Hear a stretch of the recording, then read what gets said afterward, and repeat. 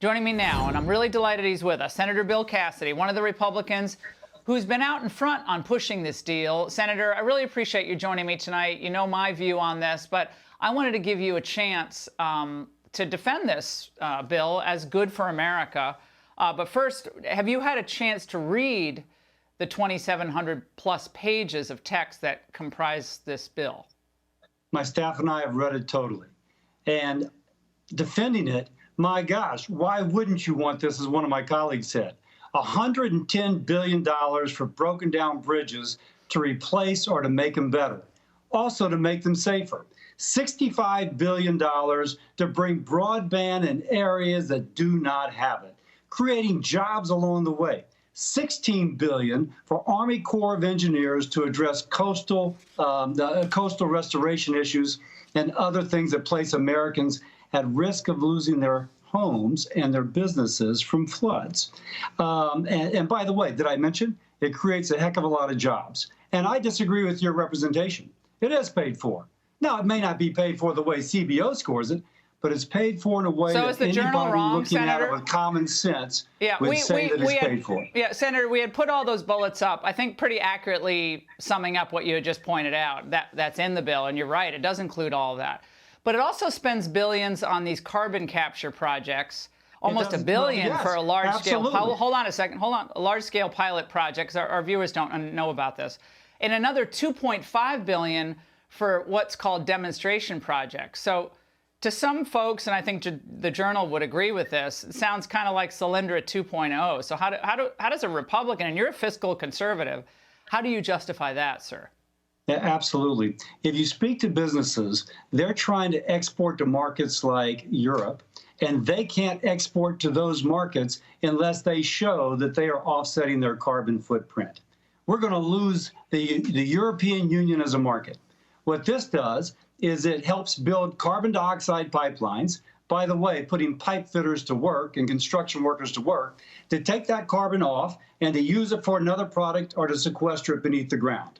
Now, by the way, that makes our people more competitive in going into markets like the EU. That is absolutely fiscal conservatism because it puts Americans to work and it makes our businesses more competitive. So you think the rules of trade with Europe under Biden those are fair rules? So you're trusting the Biden trade regime? So that won't be up to Biden. It is the European Union that is putting these border adjustment taxes in place.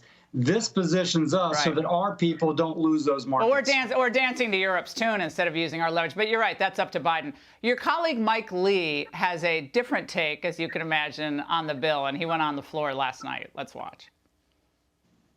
Some of the wealthiest and most well-connected Americans will get rich off of legislation like this. This is an enormous amount of money.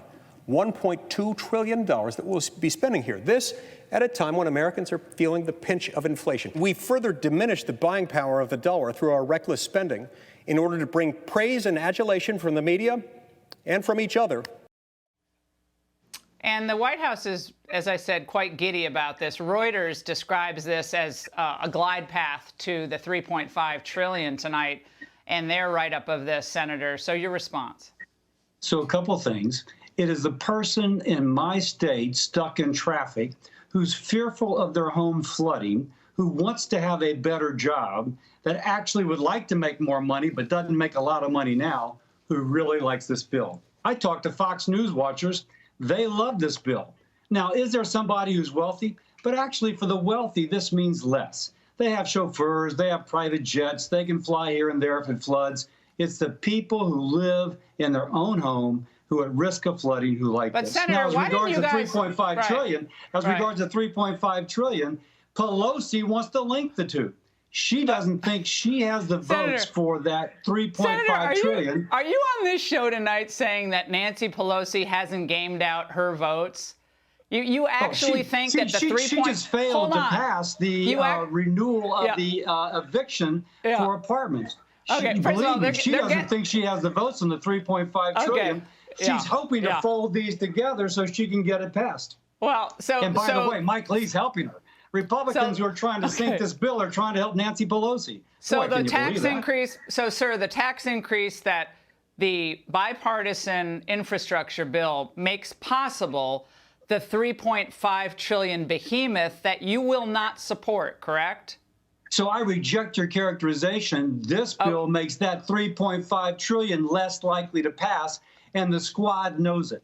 Bernie knows it. They're the ones who are objecting to this bill because they think it's less likely that they pass their 3.5 trillion behemoth. Why did you and McConnell and company not ask or say, look, we're happy to talk roads and bridges. Let's have that completely separate, because Biden did guarantee that, right?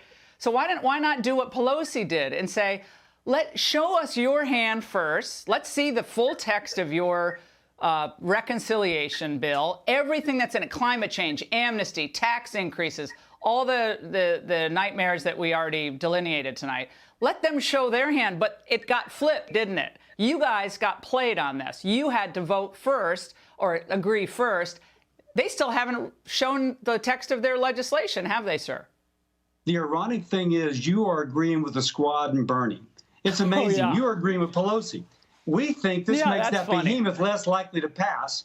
And somehow you are trying, if I may, Laura, we make that bill less likely to pass. But if we sync this bill and you marry them together, it's more likely to pass. Okay. That's just what simple logic tells you. Senator, so somehow, I'm not quite following. You don't follow. Flipped. So you don't follow the Wall Street Journal, National Review, yours truly, any number of people online who have been writing about economics. Steve Moore for like 35 years. Separating them two makes it harder to pass the 3.5 trillion. No. They know Democratic politics. Make they know them show their. politics. You made it easy for them. Make them show their text first. You realize that America is going to be changed forever. Will you tell us everything that you have? Hey, Nancy, will you tell us everything? They can't pass it without. Laura. Senator, you know that's not going to happen. Senator, I know you're doing this. What we have is $110 billion for roads and bridges. Senator, $65 billion for you could have gotten broadband. that. You could have gotten that without giving away the store, but I know you're talking loudly tonight because you're trying to be really persuasive. But it's just not working. This, they're less likely to get their 3.5 trillion. Okay, so that's when they the pass gorgeous thing. When you pass the when they pass the 3.5 trillion, you're going to come back on the show and say you were wrong? Oh, so and somehow yes I'm responsible, no? Even though we've made it less. No. I'll come back on the show, but even though we've made it less possible, if it still happens, somehow this is to blame. Now, Laura, that logic is specious, and you know that. All right, Senator, we appreciate your coming on tonight. And I don't think I've ever heard Senator Cassidy talk so loudly to Democrats before, but I love the fact that he did that with me.